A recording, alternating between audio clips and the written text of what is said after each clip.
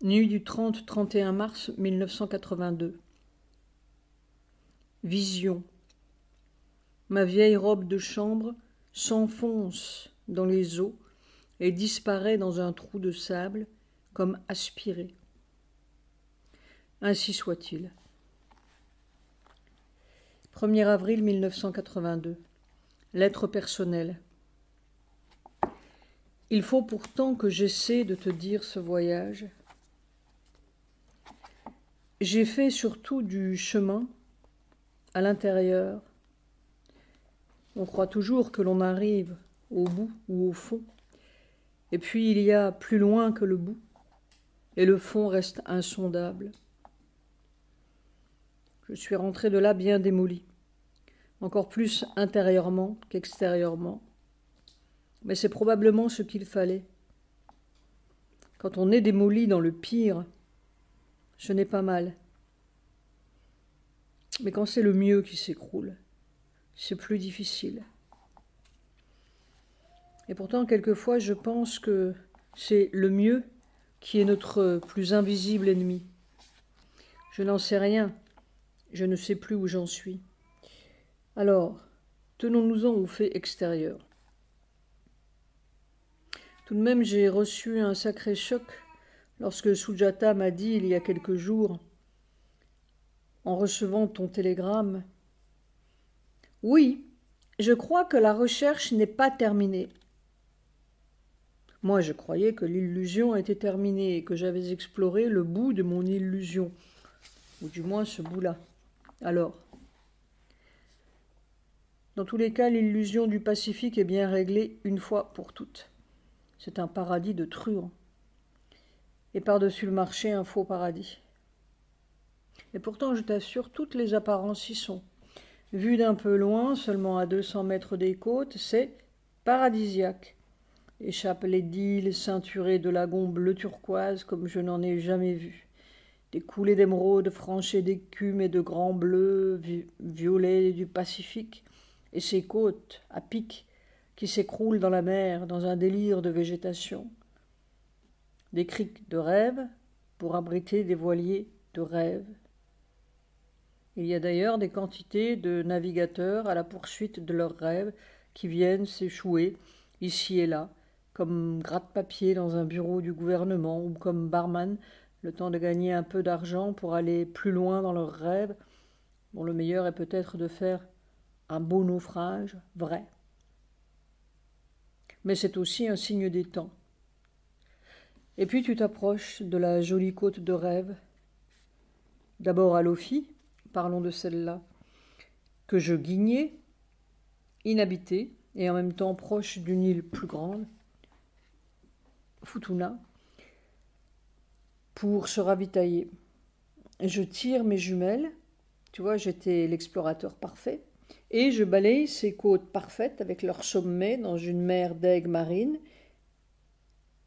et puis une croix énorme, blanche, dressée comme une sentinelle. Attention, c'est à nous. Ce nous, c'est la propriété privée des missionnaires. Tout le Pacifique est la propriété des prêtres.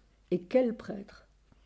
D'abord, ils ont réussi à faire prendre aux indigènes leurs dieux pour des diables, au point qu'on te dit « ne va pas dans la brousse, tu vas rencontrer Matsuku ou je ne sais qui ».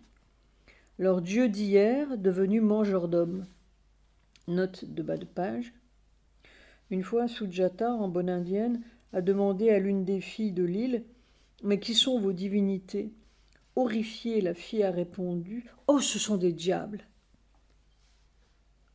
Mais le nouveau Dieu, ce n'est pas le Sacré-Cœur de Jésus que l'on voit partout, c'est le whisky, la bière et le poulet congelé. On en transportait 10 tonnes à bord du Moana sur lequel Sujata prenait bravement son premier baptême de la mer. Mais le grand tangage du Pacifique, ce n'était rien. Puis tu enfonces tes jumelles un peu plus dans le paradis et tu débarques après. Alors là, on peut parler de Wallis, de Futuna, des Fidji ou de tout le reste du Pacifique. C'est tout pareil, avec des degrés de porcinité ou de yo-yo-yé qui se balancent des hanches plus ou moins épaisses de Papiti jusqu'à Colombo. Oui, le cochon, c'est l'habitant numéro 1 du Pacifique. Le cochon noir, ubiquitaire, maître des plages, des cases, des cocoteraies, et plus nombreux que les hommes, qui d'ailleurs leur ressemblent étonnamment. Si tu as la singularité de vouloir marcher, on te dit gentiment, parce que les gens sont très gentils, mais vous allez gêner vos jambes.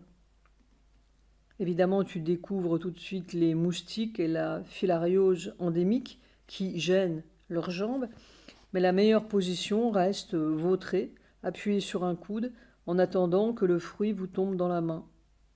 On ne trouve pas de fruits. Il faut avoir l'autre singularité d'aller les cueillir. Par contre, toute l'île est là pour aller accueillir avec des guirlandes les cartons de whisky et de bière et les fameux poulets que personne n'a le courage d'élever. Si tu veux un œuf, il est importé de Nouméa. Les repas, c'est un autre problème. Tu as le choix entre le cochon et le maquereau.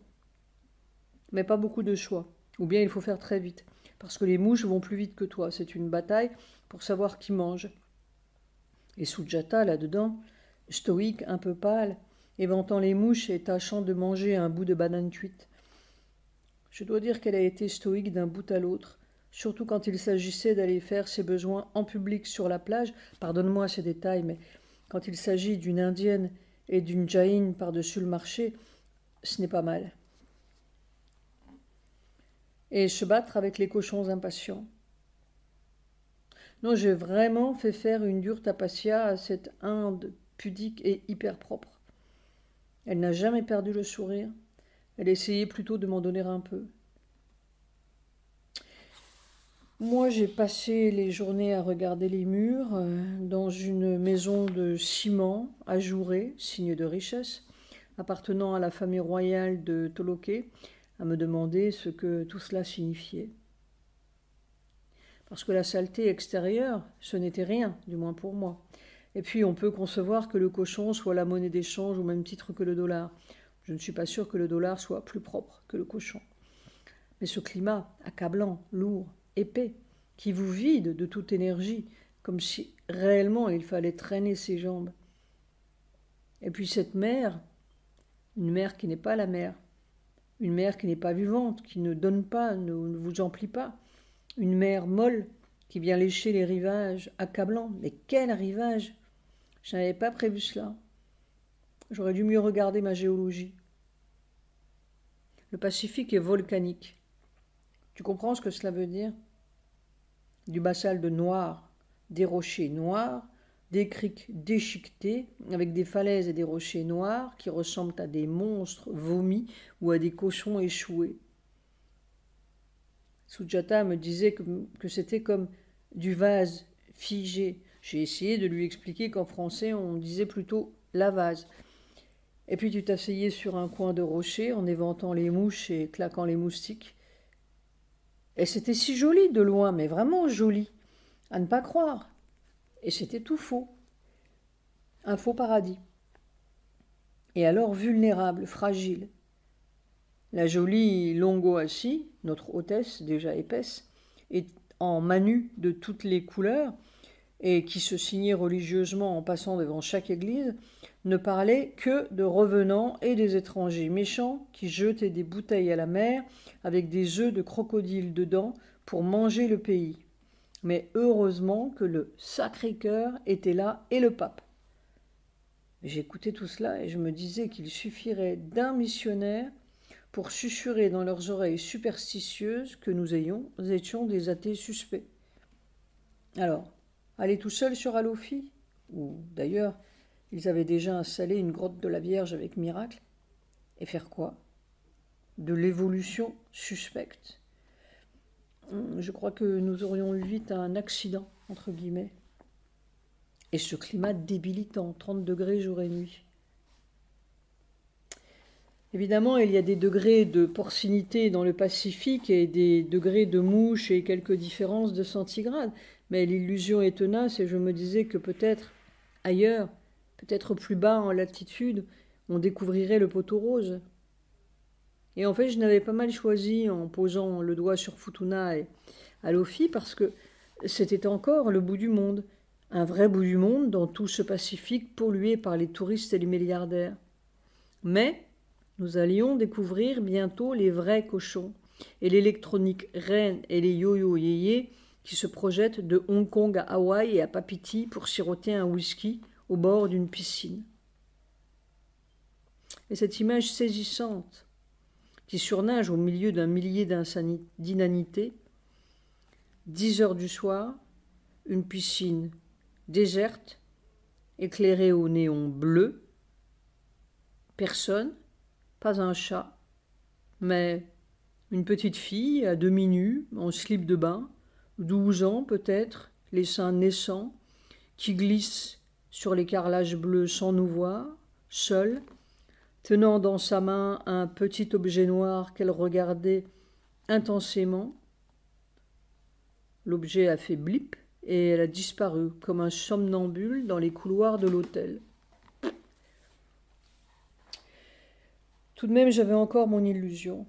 Je savais qu'à Nouméa, c'était comme cela, je savais qu'à Papiti, c'était comme cela, je savais très bien, bien que la vulgarité française dépassât tout ce que j'avais pu imaginer, là vraiment, des porcs en cravate qui restaient pour le compte en banque et les 75% d'indemnité de cherté de vie. L'Allemagne n'est pas vulgaire comme cela. L'Américain n'est pas vulgaire comme cela. La vulgarité française, c'est effrayant. J'avais donc ma dernière illusion que je caressais. Cette illusion, je l'avais pêchée à bord du Moana.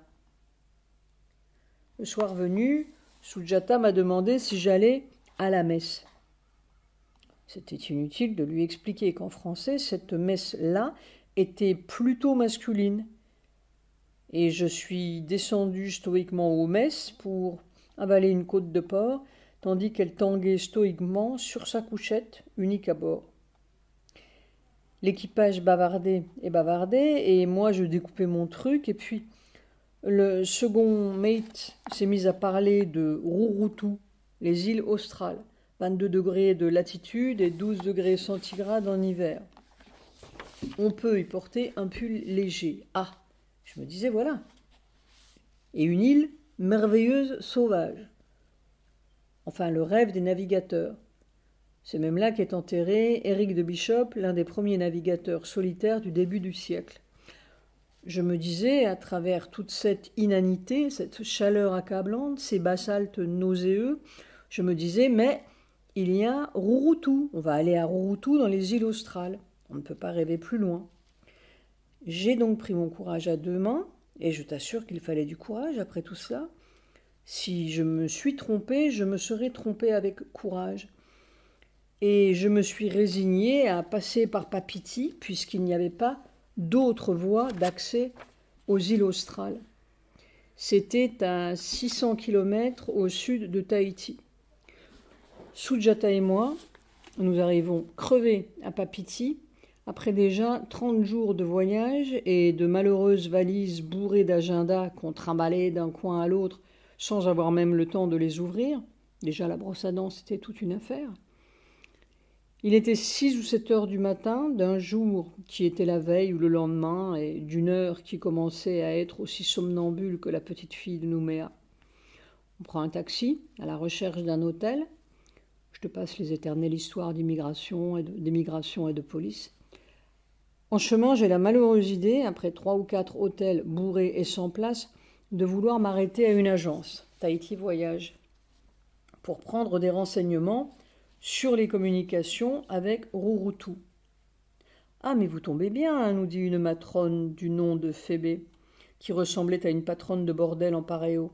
Vous tombez bien, on vient juste de découvrir Rurutu, je vous fais un package tour, c'est 12 000 francs par jour et c'est l'hôtel le plus luxueux de la Polynésie que nous venons tout juste d'inaugurer. Ça s'appelle Chez Madeleine, à Rurutu, et il y a même une piscine. » J'écoutais, sidéré, tandis qu'elle remplissait en triple exemplaire la feuille du package tour. Puis j'ai dû me lever très pâle et je lui ai dit que je foutais le camp. Je ne sais pas si j'avais envie de pleurer ou de hurler. J'ai dû hurler parce qu'elle m'a dit gentiment, ils sont tous très gentils, vous devez être fatigué par le voyage. Reposez-vous et nous en reparlerons. Nous avons repris le taxi et tourné pendant 4 heures à travers tous les hôtels de Papeete remplis. À 1 heure ou 2 heures de l'après-midi, nous sommes retournés à l'aéroport, 2000 francs de taxi, pas une chambre dans tout Tahiti. J'allais m'allonger dans un coin par terre et vraiment, sans Sujata, j'aurais laissé mon corps là-bas dans un coin. Enfin, à 2 heures, la dame du tourisme nous a déniché une chambre par téléphone et nous sommes allés à la Princesse Alatea, une cage vitrée et climatisée au bord d'une piscine éternelle. Et puis, la télévision sous le nez, tandis qu'on essayait de manger quelque chose. J'ai avalé tout le programme, sidéré et complètement hypnotisé. Il y avait la dernière exposition des peintures d'Adolf Hitler, avec photos et panégyriques du monsieur, suivie d'une séquence sur les tortures au Guatemala, ou je ne sais où, suivie d'une tranche sur le trafic de l'homme, puis du Beethoven, la symphonie pastorale, remise en musique océanienne, avec Yo-Yo Yé polynésien. Si je ne suis pas devenue dingue, c'est une grâce. Mais j'étais complètement dévastée. Même Hitler ne m'avait pas dévastée à ce point-là. Je t'épargne tout le retour. Et puis ces yachts de milliardaires. Oh, des yachts splendides. Pour qui? Pour où? Des centaines de yachts à Tahiti et chacun avec son petit paradis particulier entouré de barbelés tout au long de la côte, voies sans issue, chemins privés, 30 000 bagnoles qui foncent comme aux heures de pointe, du sable noir, des rochers noirs entre deux petits paradis privés. Marlon Brando a acheté la dernière île et le dernier des rois Pomaré s'est fait enterrer avec une bouteille de bénédictine gigantesque en acier coulé sur son mausolée. Je ne sais pas, frère. C'est dingue. Dingue. Mais une humanité si abominable. J'aurais connu la désespérance. Une désespérance que je ne connaissais pas après 18 mois de Mauthausen, Buchenwald. Quelque chose de plus affreux encore, parce que c'était toute l'humanité qui était au bout de sa route avec un terrible point d'interrogation. Le lendemain de notre arrivée à Tahiti, le 12 mars, mais c'était déjà le 13 à Tahiti, il y avait tout un numéro spécial de Tahiti Sun Press consacré à la dernière découverte de Rurutu. On arrive là pour nous mettre ça sous le nez, avec une ironie ou un sarcasme, je ne sais, et je tombe, par hasard, là-dessus. Ah, tu voulais le Pacifique, eh bien le voilà. Et la prochaine évolution, l'espèce nouvelle, qu'est-ce que t'en dis? Alors, l'urgence, frère, c'est effrayant. S'il n'y a pas d'espèce nouvelle, peut-être que tout cela a été fait pour me désespérer si totalement, si profondément et si physiquement qu'il faudra bien faire ou être quelque chose d'autre si l'on ne veut pas en mourir. Le retour. Je savais tout cela, mais j'aurais espéré qu'un coin de la terre y avait échappé. Un coin. Il n'y a pas un coin. Tiens, je t'envoie l'exemplaire du Tahiti Sun Press. C'est édifiant. Alors nous ne sommes pas allés à Rurutu. Et la première image qu'on me montre au bout de tout ça, de tout ce tour, c'est Adolf Hitler, l'héroïne et les tortures du Guatemala avec Beethoven en yéyé. 2 avril. Il faut que je tire mon histoire jusqu'au bout, que nous comprenions ensemble. C'est un peu comme s'il fallait que la Terre comprenne son sens. Nous sommes restés 48 heures à Tahiti, juste le temps de remettre la mécanique en marche. 48 heures, là, un peu terrible. Mais il restait encore un coin d'obstination au moins, peut-être le dernier soubresaut du mourant. Je me disais, on va retourner à Nouméa. Il y a sur les quais de Nouméa un certain Coriolis qui a quelque chose à me dire. Déjà avec Sujata, nous avions exploré un gigantesque cargo vide qui s'apprêtait à appareiller pour Taïwan. Tout cela est flou, est fou. Il faut être breton et fou et être Sujata pour faire des choses pareilles à 59 ans, tu te rends compte. Mais au point où nous en étions, Taïwan, pourquoi pas, quoique ce bateau fût vide à nous attendre. Nous avons grimpé à bord de cette énorme ferraille, qui d'ailleurs partait à la ferraille, c'était son dernier voyage, erré dans les coursives, mis le grappin sur un Chinois impassible qui nous a conduits à la cabine du commandant. Le commandant roupillait, impossible de le réveiller. J'ai cogné à la porte, le Chinois a tapoté, Sujata regardait. Sur un tableau noir était indiqué à la craie que le bateau levait l'ancre le lendemain matin à 8 heures. Le Chinois a fini par me dire que si je venais à 6 heures du matin, ça pouvait s'arranger avec le commandant. Des dizaines de cabines vides. Taïwan, bon sang, je serais bien allé au diable. Et Sujata, parfaitement tranquille, toujours tranquille. Alors ça, tu sais, je n'ai jamais vu cette équanimité tranquille, gênée par rien, sauf un peu par les cochons, et prête à n'importe quoi. Une seule fois, je l'ai vu perdre son équanimité, mais alors si tu avais vu ça, c'était dans les bureaux de l'administration de Futuna, le premier soir, quand on ne savait pas si on allait dormir sur la plage avec les cochons ou quoi. Tout d'un coup, elle a attrapé l'administrateur poussif et négatif. « Mais enfin, vous êtes ici pourquoi? Pour nous aider ou pour créer des impossibilités ?» Je n'ai jamais vu ça. L'administrateur était sidéré. La bonne sœur à côté de lui était sidérée, la secrétaire était figée dans son coin. Pendant 10 minutes, elle l'a déshabillée et engueulée. C'était un spectacle. Pas même Kali, mais Shandy. L'administrateur était muet et livide. Mais il nous a donné une chambre. Enfin, il y avait donc Taïwan. Nous avons raté le bateau de Taïwan. Nous étions complètement endormis à 6 heures du matin, qui était je ne sais plus quelle heure. Je ne sais pas si c'est dommage pour Taïwan ou pour nous. Mais il y avait encore un Coriolis quelque part dans ce foutu port avec un bel îlois. Je me disais, nous allons retourner à Nouméa et voir le Coriolis.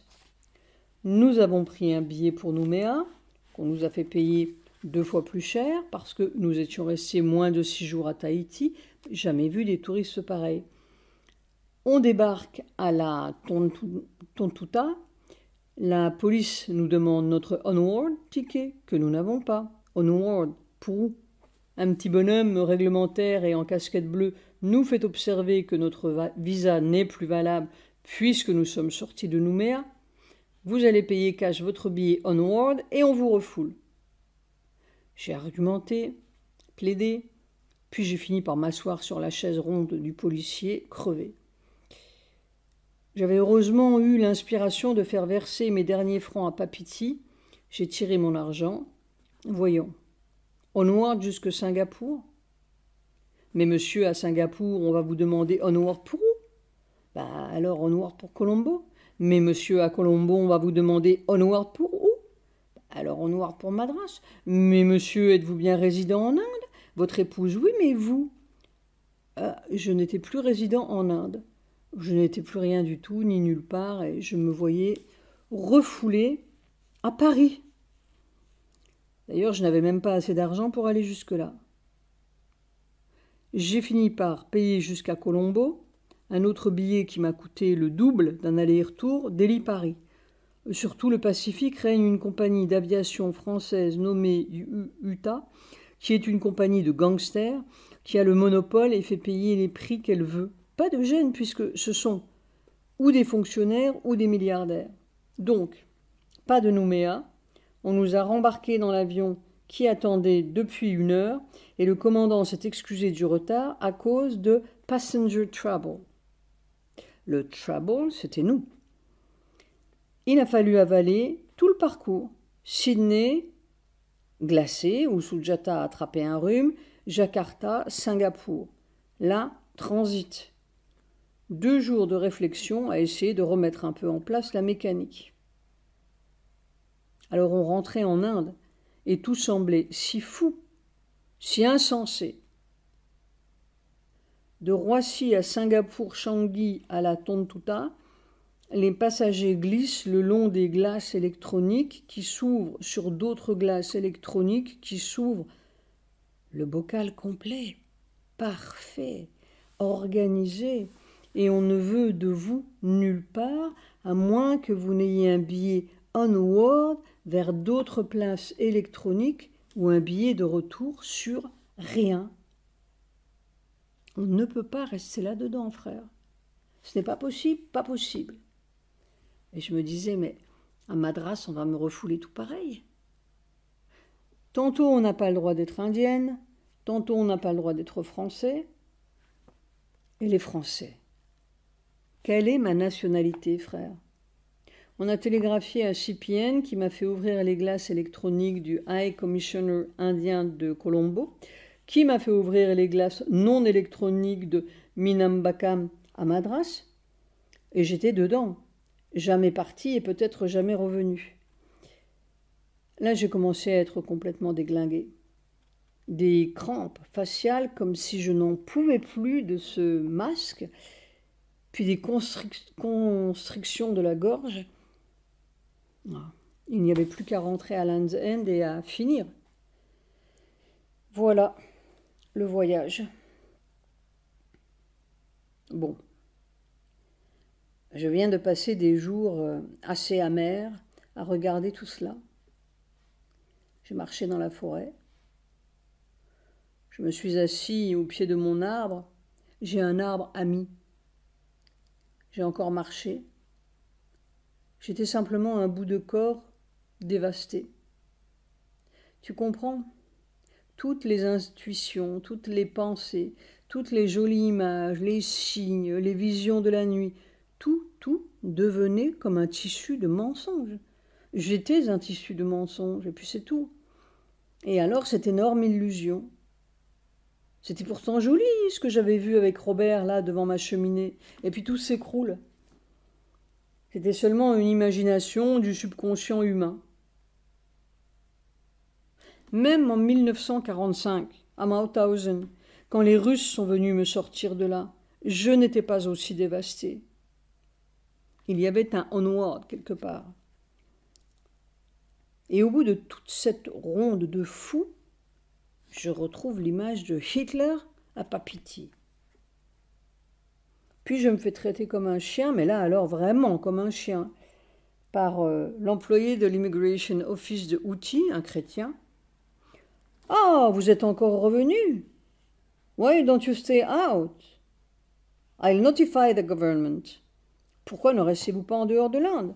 Je vais informer le gouvernement. Je n'insiste pas. Je ne te donne pas tous les détails. Mais vraiment, il faut que j'en sorte d'une façon ou d'une autre. De 1945 à 1982, ça fait combien? Mon arbre a eu une seule réponse. Tout d'un coup, on m'a pris dans un grand bain de force puissante, massive, tranquille, et il m'a semblé entendre « Don't worry, tout cela fait partie du chemin. » Alors c'est tout ce que je puis dire pour me consoler. J'ai fait du chemin dans le non-chemin. Je n'ai vraiment plus de chemin. Puis j'ai vu ma vieille robe de chambre qui s'enfonçait dans l'eau et disparaissait au fond dans un trou de sable comme aspirée. Voilà tout.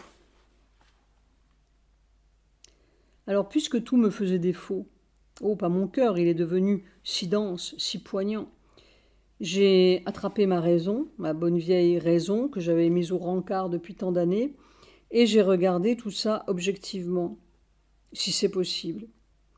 Je me suis dit, nom de Dieu, ce n'est pas possible. On t'a montré tout le tableau jusqu'à Papeete et tu as vu, sous un masque océanien, ce qui existe tout pareil et partout, partout, sous un autre masque simplement. Mais ce monde-là est fini, ce n'est pas possible. Ça va sauter, c'est fini, ça meurt partout. Je me suis gouré sur le temps et sur les lieux, mais je ne me suis pas gouré du tout sur la fin de cette espèce dégénérée. Nous sommes vraiment là comme à la fin des reptiles. C'est sûr, c'est évident. Et mère ne s'est pas gourée. Et il s'agit vraiment de savoir ce qui survivra et comment. J'ai dit cela à Sujata l'autre soir avec une sorte de désespoir. Je ne sais pas, je ne sais rien, mais tout de même je sais. Alors Sujata est tout d'un coup allé me dénicher cette vision de mère de 1907. 1907, tu te rends compte? Moi qui ne partais qu'en 1945. Et elle m'a lu tout le truc.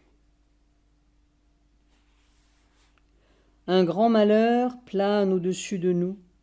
Un cataclysme effroyable se prépare. Je le sens, quoique je ne puisse pas préciser sa nature. Et les 12.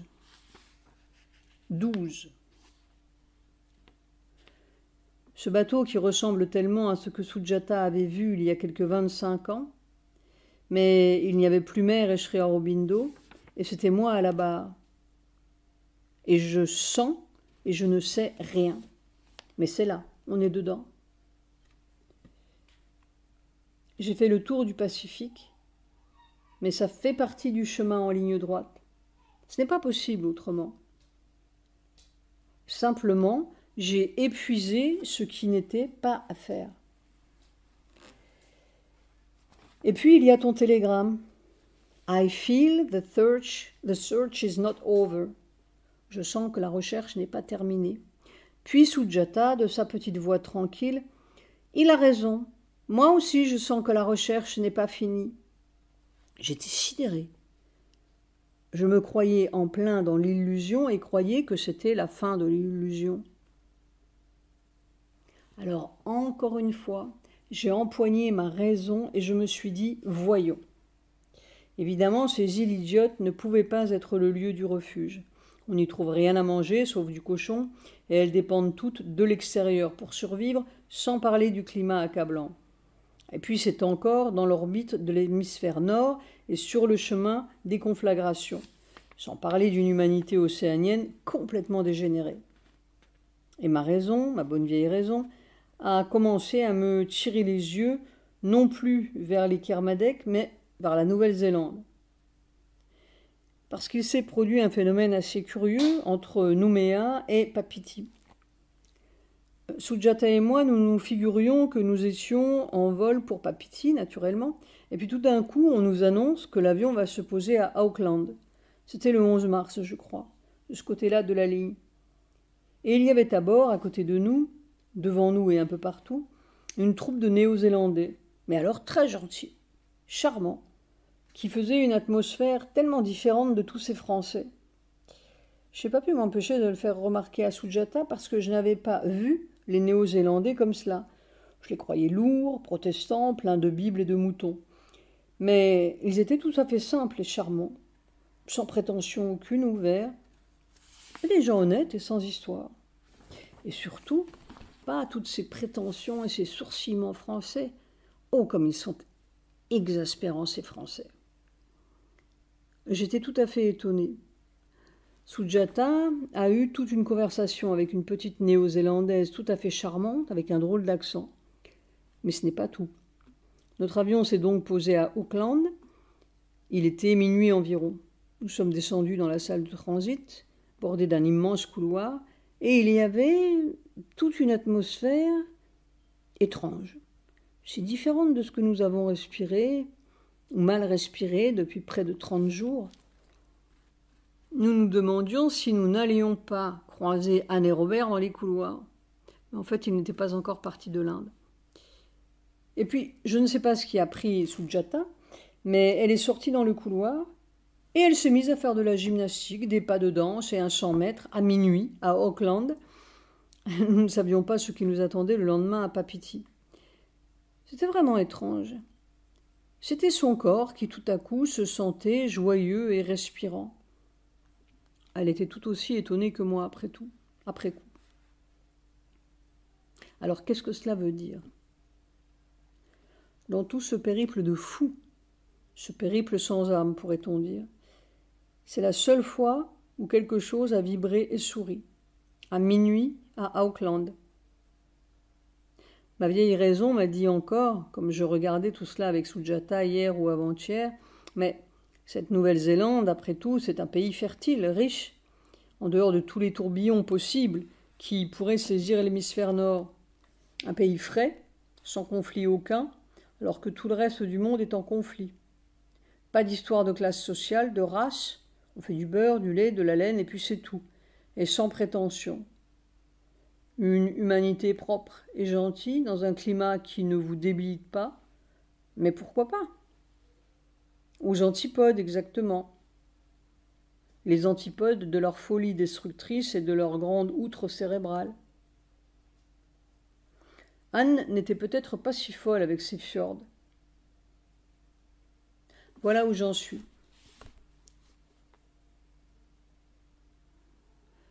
« 2 avril 1982.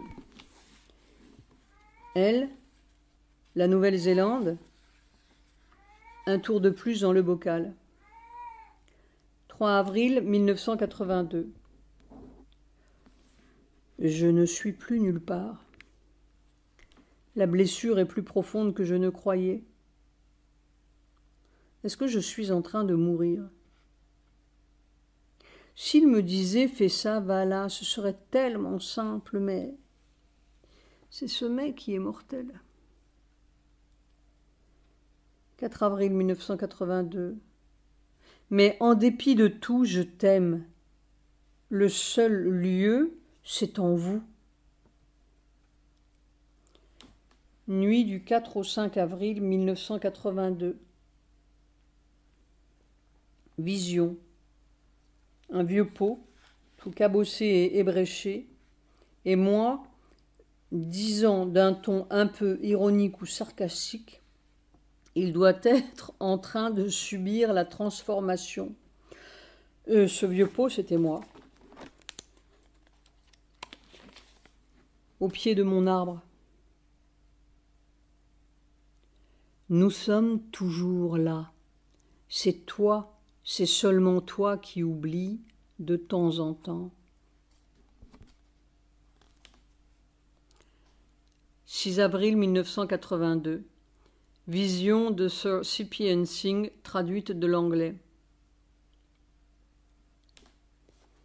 Vers 4h30 du matin, j'ai fait un rêve. Je suis dans un endroit où il y a de grands arbres et des arbres de taille moyenne. Il n'y a pas de bâtiment. Un espace libre dans l'ensemble. J'ai fait envoyer 2 petits avions pour aller chercher la mer. Pendant que je suis là, il semble qu'un petit avion soit en train d'arriver. Alors je m'apprête à regarder dans l'espace libre avec l'espoir que l'avion atterrisse là. Mais au lieu de cela, sans prévenir, on voit un petit avion descendre à toute vitesse à travers les arbres et il atterrit là. Puis, dans un récipient qui ressemble à une baignoire, je vois quelque chose de transparent, une masse rosâtre. Au-dessus, il y a une petite tête étroite qui ressemble à mère, mais pas vraiment de visage précis.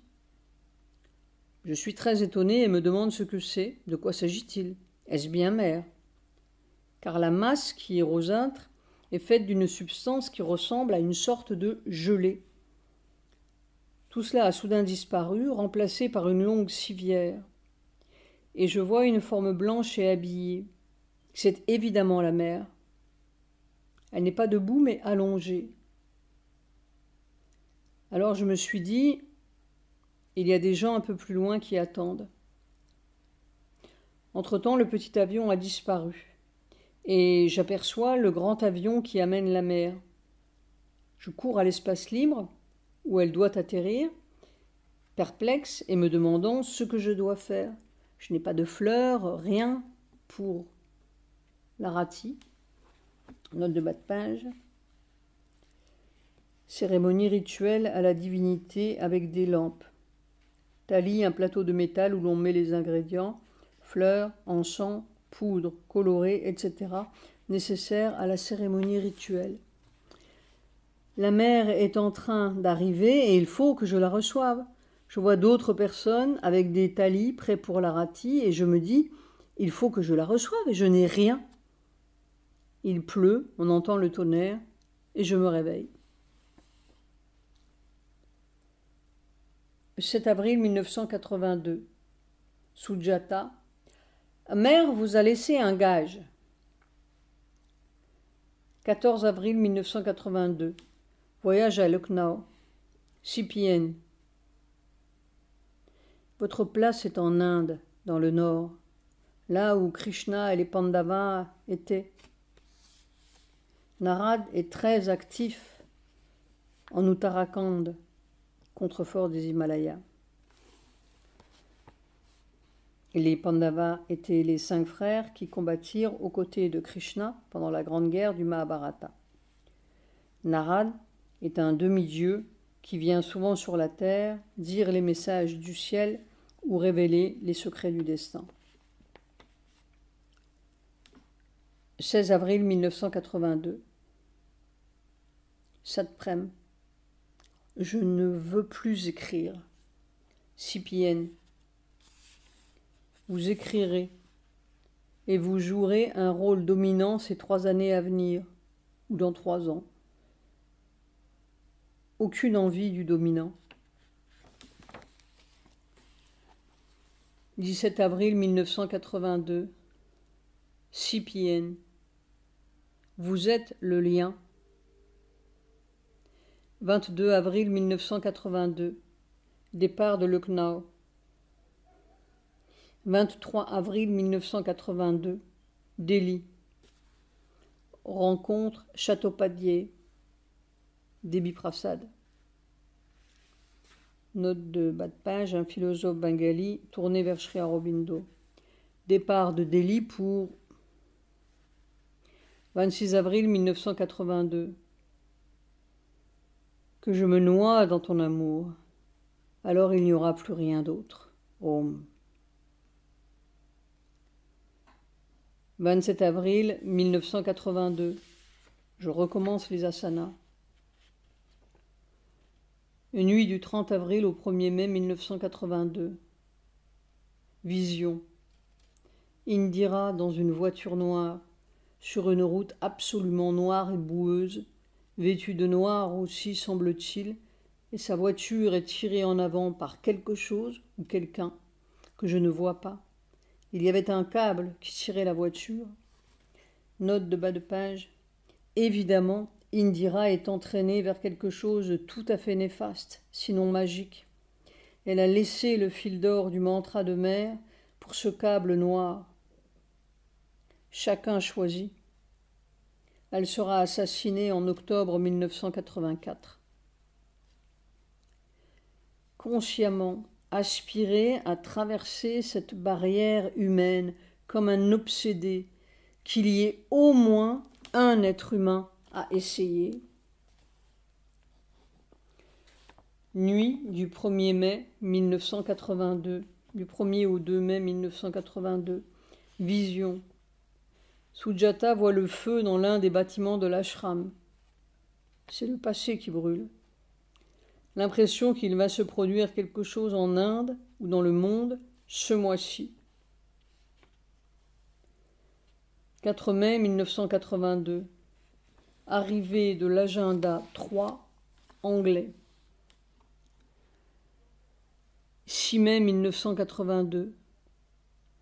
L'aspiration dans la conscience physique. Tout est contenu là.